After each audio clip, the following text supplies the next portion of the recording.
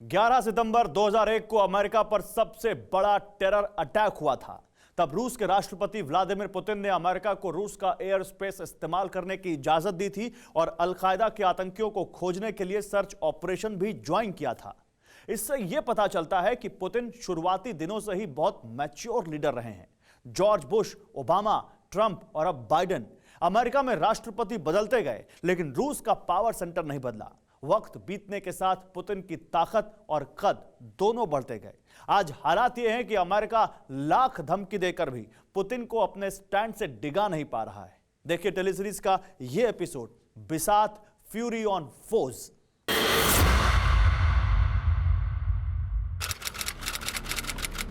अक्टूबर 2002, Moscow, रूस।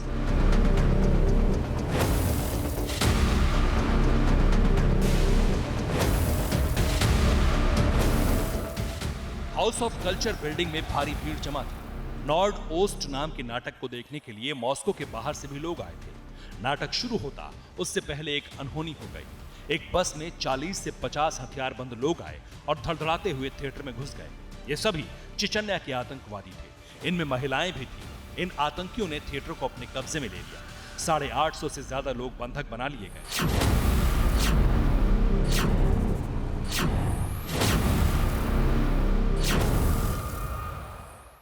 आतंकियों की टोली को मोवसार बरायेव लीड कर रहा था, जो खूंखार चेचन्या आतंकी अरबी बरायेव का भतीजा था। व्लादिमीर पुतिन को राष्ट्रपति बने 2 बरस हुए थे। आतंकियों ने पुतिन को पैगाम भेजा कि चेचन्या इलाके से रूसी सेना हटा ली जाए, वरना बंधकों को मार दिया जाएगा। डिमांड पूरी करने के लिए टेरर ब्रिगेड ने पुतिन को 7 दिन का वक्त दिया। 3 दिन तक चेचन्याई आतंकियों से बातचीत के प्रयास होते रहे। कुछ बंधकों को रिलीज भी किया गया, लेकिन आतंकियों के इरादे साफ थे। एक न्यूज चैनल के जरिए आतंकियों ने कहा कि वो जान दे देंगे, लेकिन अपनी डिमांड से समझौता नहीं करेंगे। अब फैसला पुतिन को करना था कि आतंकियों की मांग मानी जाए, टेरर के आगे सरेंडर किया जाए, या फिर टेररिस्ट के खात्मे के लिए एक मिलिट्री ऑपरेशन को लॉन्च किया जाए। 50 घंटे माथापच्ची के बाद पुतिन ने फाइनल कॉल ली। फैसला हुआ कि ना तो आतंकियों की मांगे मानी जाएंगी और ना ही उन्हें जिंदा छोड़ा जाएगा। 26 अक्टूबर 2002 की सुबह 5 बजे रूस की स्पेशल फोर्स ने मॉस्को के थिएटर पर कॉम्बैट ऑपरेशन लॉन्च कर दिया। स्पेशल फोर्स ने थिएटर के अंदर एक खास किस्म की गैस छोड़ दी, जिससे आतंकियों के साथ साथ बंधक भी बेहोश होने लगे। आतंकियों को समझ नहीं आ रहा था कि आखिर हुआ क्या है। 1.5 घंटे तक चली मुठभेड़ में स्पेशल फोर्सेस ने 40 टेररिस्ट को मार गिराया, लेकिन रहस्यमयी गैस की चपेट में आकर 131 बंधक भी जान गंवा बैठे।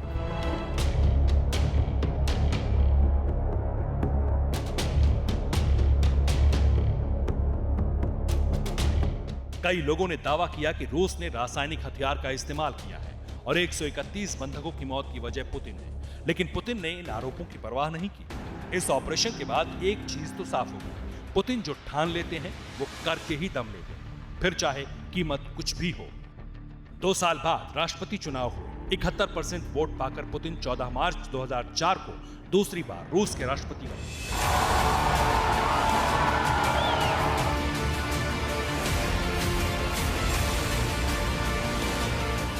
ये जीत इस बात का प्रमाण थी कि रूस के लोगों को भी पुतिन की नीति पर पूरा भरोसा है। इसी भरोसे के दम पर पुतिन ने 2014 में क्रीमिया पर कब्जा जमाया और अब टारगेट संपूर्ण यूक्रेन।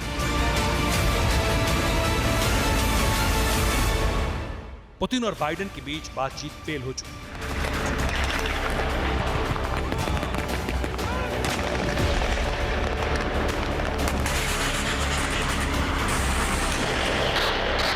यूक्रेन बॉर्डर पर रूस के सैनिकों का जमावड़ा बढ़ रहा है।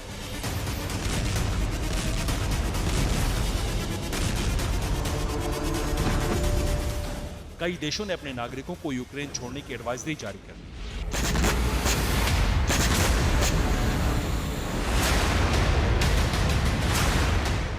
विवाद के बॉर्डर से सिर्फ 30 किलोमीटर दूर आसमान में पुतिन के अटैक हेलीकॉप्टर्स युद्ध का निमंत्रण लेकर मंडरा रहे हैं।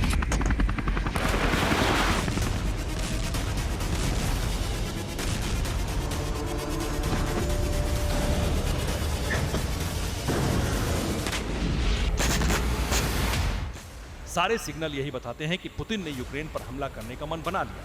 रूस के 9 अटैक रूट, इसको जरा ध्यान से देखिएगा।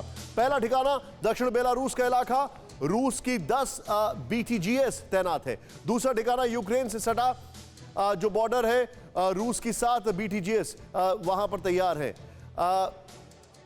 तीसरा ठिकाना यूक्रेन से सटा ब्रांस्क बॉर्डर है, यहां पर भी 3 ब्रिगेड जो है उसकी तैनात है यहां पर। चौथा ठिकाना यूक्रेन से सटा कुर्स्क बॉर्डर है, रूस की यहां पर भी जो तैनाती है। पांचवा ठिकाना वोरोनेज जो बेलगोरोद है, जहां पर हमने आपको अभी बताया कि वहां पर उनके तोपें लग चुकी हैं, वो भी रूस की 17 जो वहां पर ब्रिगेड जो है वो तैनात कर दी गई है। नेक्स्ट चेंज करें, छठा ठिकाना जो है यूक्रेन से सटा रोवसोव बॉर्डर है, रूस की 12 ब्रिगेड जो है यहां पर वो तैनात है। सातवां ठिकाना रूसी आर्मी की सदर्न मिलिट्री डिस्ट्रिक्ट, यहां पर। आठवां ठिकाना क्रीमिया का इलाका है, रूस की 12 ब्रिगेड तैनात है। नौवां ठिकाना मोल्दोवा का इलाका है, रूस की 12 बटालियन यहां पर तैनात है।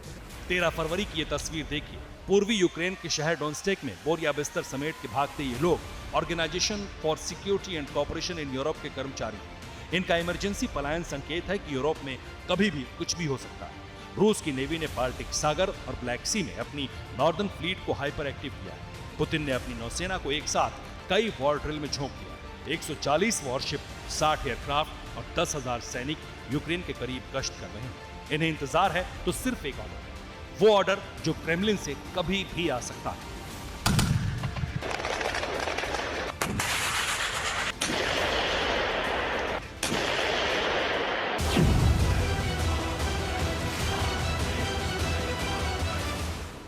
परवाह देश की, सोमवार से शुक्रवार रात 10 बजे TV9 भारतवर्ष पर।